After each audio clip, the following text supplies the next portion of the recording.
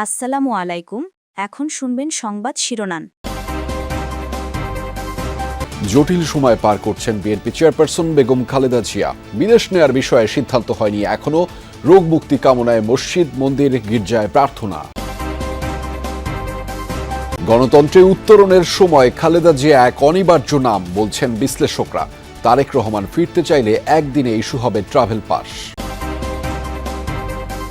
BDR হত্যাকাণ্ডের পরিকল্পনাকারী হাসিনা, মঈনুদ্দিন সহ ৫৮ জন দলগতভাবে জড়িত আওয়ামী লীগ। তদন্ত কমিশনের রিপোর্ট দাখিল। খুলনায় আদালতের প্রধান ফটকের সামনে গুলি করে কুপিয়ে দুজনকে হত্যা। ফিরছিলেন অস্ত্র মামলার হাজিরা দিয়ে। দুর্বৃত্তদের খুঁজছে পুলিশ। গণভোটের জন্য কেন্দ্র নয়, বাড়বে বুথের সংখ্যা, জানালো ইসি। কালো টাকা ও অস্ত্রের ব্যবহার বন্ধে কঠোর হওয়ার পরামর্শ বিশিষ্টজনদের। আসসালামু আলাইকুম। এতক্ষণ দেখছিলেন সংবাদ শিরোনাম, এখন দেখবেন বিস্তারিত। সুখবর নেই বিএনপি চেয়ারপারসন বেগম খালেদা জিয়ার শারীরিক পরিস্থিতির। আগের মতোই জটিল সময় পার করছেন সাবেক প্রধানমন্ত্রী। তবে গত ২৪ ঘণ্টায় শারীরিক পরিস্থিতির নতুন করে আর অবনতিও হয়নি। বিদেশে নেয়ার বিষয়েও কোনো সিদ্ধান্ত হয়নি এখনও। সংবাদ সম্মেলনে এসব তথ্য জানিয়েছেন বিএনপির সিনিয়র যুগ্ম মহাসচিব রুহুল কবির রিজভী। এদিকে নিষেধ সত্ত্বেও আজও হাসপাতালের সামনে ভিড় করেছেন বিএনপির নেতাকর্মী ও সাধারণ মানুষ। দীর্ঘদিন ধরে liver cirrhosis, kidney, heart, diabetes সহ নানা শারীরিক অসুস্থতায় ভুগছেন বিএনপি চেয়ারপারসন খালেদা জিয়া। তার সাথে যোগ হয়েছে নিউমোনিয়া। এই জটিল পরিস্থিতিতে রাজধানীর এভার কেয়ার হাসপাতালে নিবিড় পর্যবেক্ষণে ৩ বারের এই প্রধানমন্ত্রী। শনিবার রাতে ব্রিফিংয়ের পর দিনভর খালেদা জিয়ার স্বাস্থ্যগত কোনো তথ্য জানাননি চিকিৎসকরা। তবে নয়াপল্টনে সংবাদ সম্মেলন হয়েছে। সেখানে রিজভী আহমেদ জানিয়েছেন খালেদা জিয়ার শারীরিক পরিস্থিতি অপরিবর্তিত। তার বিদেশ যাওয়ার ব্যাপারে তার মেডিকেল বোর্ড এখনও কোনো পরামর্শ দেননি। সেখানে চিকিৎসকরা তো কর্তব্যরত আছেনই। তার চিকিৎসকদের কাছ থেকেই আমি শুনেছি যে অবনতিশীল হয়নি, কিন্তু তাই বলে যে খুব একটা উন্নতি হয়েছে এরকমও আমরা খবর পাইনি। মানে তার শারীরিক অবস্থা অপরিবর্তিত রয়েছে। আবারও লোকজনকে হাসপাতালের সামনে অহেতুক ভিড় না করার আহ্বান জানান রিজভী আহমেদ। ভিড় করার কারণে হাসপাতালের স্বাভাবিক কার্যক্রমে অনেক বাধা তৈরি হচ্ছে। কারাগারে অপচিকিৎসাই বেগম খালেদা জিয়ার অসুস্থতার কারণ, এমন অভিযোগ করেছেন বিএনপি নেতা মির্জা আব্বাস। বাদাসুর নয়াপল্টনে বিএনপির কেন্দ্রীয় কার্যালয়ে দোয়া মাহফিলে তিনি এই অভিযোগ করেছেন। আরেক নেতা গয়েশ্বরচন্দ্র রায় বলেছেন, খালেদা জিয়া সুস্থ না হলে বিরাট সংকটের মুখোমুখি হবে বাংলাদেশ। বিকেলে গুলশান সোসাইটি জামে মসজিদে রিজভী আহমেদ বলেছেন, কোনো পরিস্থিতিতেই আপোষ করেননি খালেদা জিয়া। তাই আজ দল মত নির্বিশেষে সর্বত্রই তার জনপ্রিয়তা। বিএনপি চেয়ারপারসন বেগম খালেদা জিয়ার রোগ মুক্তির কামনায় কদিন ধরেই দোয়া অনুষ্ঠানের আয়োজন হচ্ছে। রোববারও রাজধানীর বিভিন্ন স্থানে দোয়ার আয়োজন করে বিএনপি। নয়াপল্টনে কেন্দ্রীয় কার্যালয়ে বাদ আসর দোয়ার আয়োজন করা হয়। সেখানে দেশবাসীর কাছে দলীয় চেয়ারপারসনের জন্য দোয়া চান মির্জা আব্বাস। বলেন, কারাগারে অপচিকিৎসার কারণে এমন অসুস্থ হয়ে পড়েছেন খালেদা জিয়া। গণতন্ত্রে উত্তরণের এই সময়ে দেশের রাজনীতিতে বিএনপি চেয়ারপারসন খালেদা জিয়া এখনও অনিবার্য। গণতন্ত্র ও দেশের জন্য খালেদা জিয়ার ত্যাগকে গুরুত্বপূর্ণ বলছেন রাজনীতিবিদ ও বিশ্লেষকরা। বলছেন, অসুস্থতা সত্ত্বেও অভ্যুত্থান পরবর্তী বর্তমান প্রেক্ষাপটে বিএনপি চেয়ারপারসনের মতো অভিজ্ঞ রাজনীতিকের চিন্তা ও মতামত জরুরি। বিশ্লেষকরা বলছেন, খালেদা জিয়ার অনুপস্থিতিতে ক্ষতিগ্রস্ত হবে দেশ, কেননা বিএনপি চেয়ারপারসনের অবস্থান এখন দলীয় রাজনীতির ঊর্ধ্বে। দেশে তখন এরশাদের সামরিক শাসন, গভীর সংকটে দেশ এবং দল।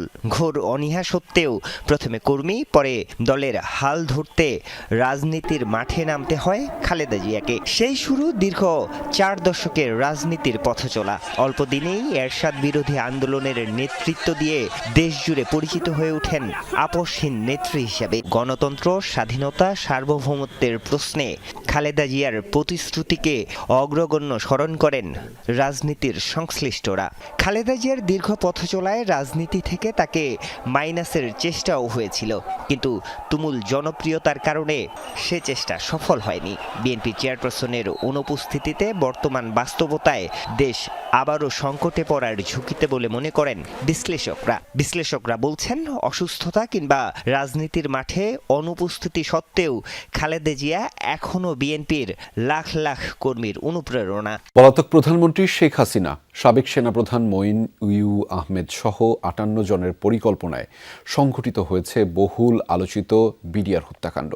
সন্ধ্যায় প্রধান উপদেষ্টার কাছে জমা দেয়া প্রতিবেদনে এমনটাই জানিয়েছে জাতীয় তদন্ত কমিশন। বলা হয়েছে ক্ষমতাকে কুক্ষিগত ও পাকাপোক্ত করতেই এই নৃশংস হত্যাকাণ্ড ঘটানো হয়েছিল, যাতে দলগতভাবে জড়িত ছিল আওয়ামী লীগ। শেখ ফজলে নূর তাপস ছিলেন প্রধান সমন্বয়ক। নারকীয় বিডিআর হত্যাযজ্ঞ বাংলাদেশের ইতিহাসের অন্যতম সেই কালো অধ্যায়ে কেবল ৫৭ জন সেনা কর্মকর্তার মৃত্যুই হয়নি, বুঝে না বুঝে বিদ্রোহের অংশ হওয়ায় তছনছ হয়েছে সীমান্তরক্ষী বাহিনীর অসংখ্য সদস্যের জীবন। কি কারণে, কাদের প্ররোচনায় এমন নৃশংসতা? কেউ কি পেছন থেকে কলকাঠি নেড়েছে?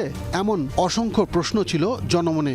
সেসবের উত্তর খুঁজেছে বিডিআর হত্যাকাণ্ডের ঘটনায় গঠিত জাতীয় তদন্ত কমিশন। দীর্ঘ ১১ মাস তদন্ত শেষে রোববার প্রধান উপদেষ্টা ডক্টর মোহাম্মদ ইউনূসের কাছে প্রতিবেদন জমা দিয়েছে তারা, যাতে বলা হয়েছে বিডিআর হত্যাকাণ্ড ছিল পরিকল্পিত।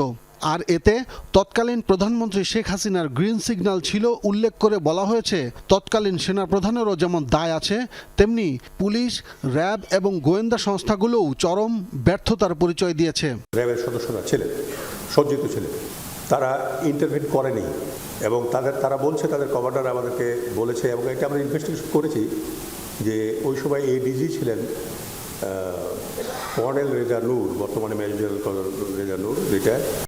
তদন্ত কমিশন বলছে হত্যার আগে অনেক সেনা কর্মকর্তার উপর নির্যাতন চালানো হয়েছিল।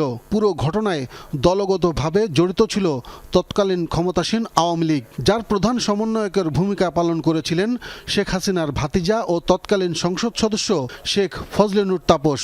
একই সাথে বিদেশি শক্তির সম্পৃক্ততার প্রমাণ পাওয়ার দাবি করা হয়েছে ওই রিপোর্টে। খুলনায় আদালতের প্রধান ফটকের সামনে ২ জনকে গুলি করে ও কুপিয়ে হত্যা করেছে দুর্বৃত্তরা।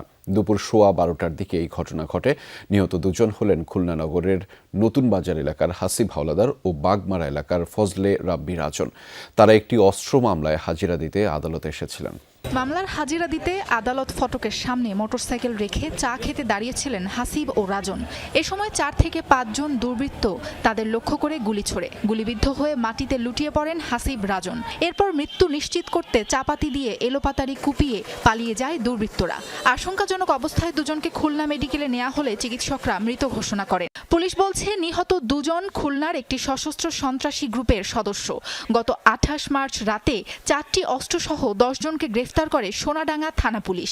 এই ১০ জনের মধ্যে ২ জন হাসিব ও রাজন। সম্প্রতি উচ্চ আদালত থেকে জামিন নিয়ে নিম্ন আদালতে হাজিরা দিতে এসেছিলেন তারা। হাসিবের বিরুদ্ধে ৪টি ও রাজনের বিরুদ্ধে ৬টি হত্যা ও অস্ত্র মামলা রয়েছে। গণভোট আয়োজনের জন্য ভোট কেন্দ্রের সংখ্যা বাড়ানোর প্রয়োজন নেই, পরিবর্তে গোপন কক্ষের সংখ্যা বাড়ানো হবে বলে জানিয়েছেন ইসি সচিব আক্তার আহমেদ। রাজধানীর আগারগাঁয়ে নির্বাচন ভবনে আয়োজিত আন্তঃমন্ত্রণালয়ের বৈঠক শেষে এসব কথা জানিয়েছেন তিনি। বলেছেন, আগামী বছরের নির্বাচন হবে সর্ববৃহৎ এবং শতাব্দীর শ্রেষ্ঠ নির্বাচন। নির্বাচনকে ঘিরে আইনশৃঙ্খলা পরিস্থিতি নিয়ে উদ্বিগ্ন হওয়ার মতো কিছুই নেই জানিয়ে তিনি বলেন, এ নিয়ে স্বরাষ্ট্র মন্ত্রণালয় সচেতন আছে। এ পর্যন্ত পোস্টাল ভোট বিলিতে ১ লাখ প্রবাসী নিবন্ধন করেছেন বলেও জানিয়েছেন তিনি। ভোটের কেন্দ্র বাড়ানো লাগবে না, কিন্তু যে স্টাম্পিংয়ের জন্য যেটা আমরা গোপন কক্ষ বলি, সেটার সংখ্যা বাড়াতে হতে পারে। যে একটা বুথের মধ্যে আমরা প্রাথমিকভাবে হিসাব করেছিলাম একটা স্টাম্পিং সেন্টার, সেখানে আমরা এখন 2টা করে দিব, যাতে আপনার যারা ভোটাররা 4টা ভোট একসাথে পড়ছেন তার জন্য সময় বেশি লাগবে। আর যিনি আগে থেকে ভোট জেনে যাবেন যে 4টা প্রস্তাবনা কি, তার জন্য এটা সিদ্ধান্ত নেওয়াটা আগে থেকে, এটাও তো একটা চ্যালেঞ্জ।